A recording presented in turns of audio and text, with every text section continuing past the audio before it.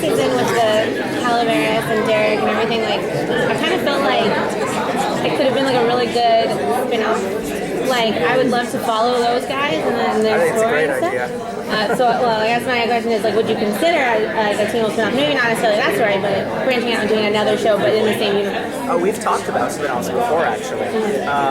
The problem is they want me to write it, and I would rather have another staff of writers working on it. And I like to focus all my time on this show. There are a lot of showrunners out there who branch out and do other shows. I think they sometimes they suffer from it. I have difficulty focusing on other projects. But I think a spin-off would be great. I think the Hales is definitely great for a spin-off. We had talked about doing a Hale spin-off. I wanted Kristen Taylor to run it, actually, who went off to do iCandy. And it would have been about young Derek Hale.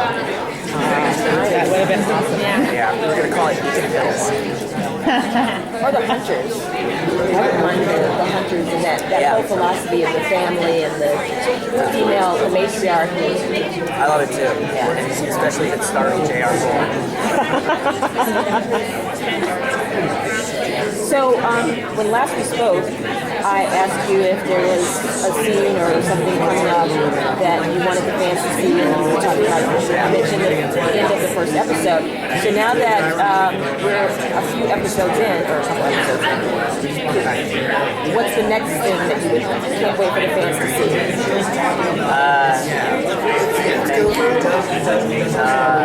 I'm interested to see how they like episode 5. Episode 5, the story takes a big turn. And it's a great Dylan O'Brien episode, especially. I love the fact that this season we're able to focus on certain characters. Like, I loved Shelley Hennig in episode 3, the last episode. She really shined in that as a hero. And it's a struggle, whether or not the moral struggle of save people, or you struggle to save people, or you just let them die. And her saving Tracy, trying to save Tracy, was great to play.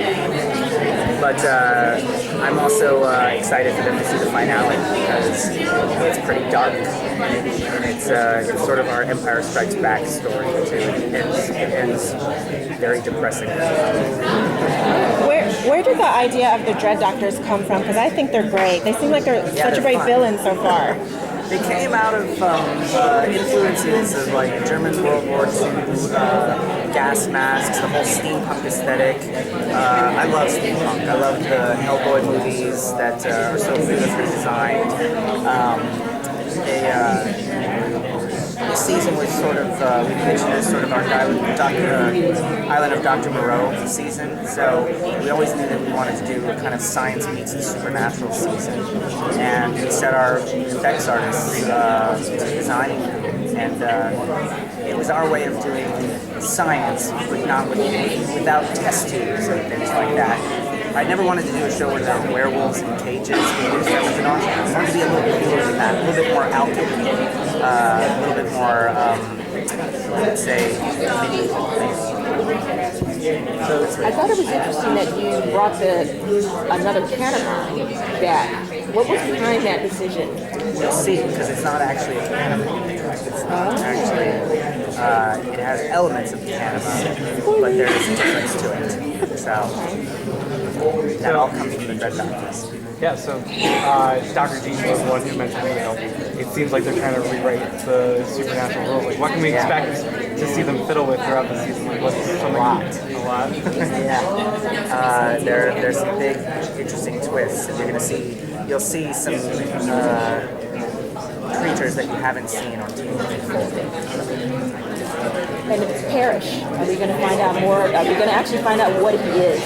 Yes, this season, yes. 5A, you will find out what he is. And everybody thinks they do. Parrish and Lydia, any developments in that relationship? They're definitely connected. And they're actually, I shouldn't say this. Okay. They have Oh, come on. Yes, you should. Go ahead. It's more than a romantic interest that connects them. So, But there is a romantic interest there. yes, I think they're sort of drawn to each other. And speaking of Lydia, that first episode we saw her using some martial arts fighting moves with her powers. So like, how did you come up with visualizing that using the screams with It's a little bit of a way to, we knew that we wanted Lydia to gain control of her abilities, and we also thought if we're going to take all these characters and we're going to beat them up so severely, what happens? And Lydia gets to a point where she says, I can't be the one getting hurt. I need to learn how to protect myself. I need to learn how to fight. Coming up with the visuals, we decided that it had to be tied to the screen. It had to be a little bit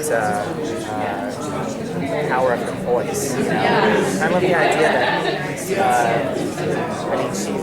she's in a horror show and she's the girl screaming, but the scream is her power. You know? That's fun to turn that around. The cliche of it.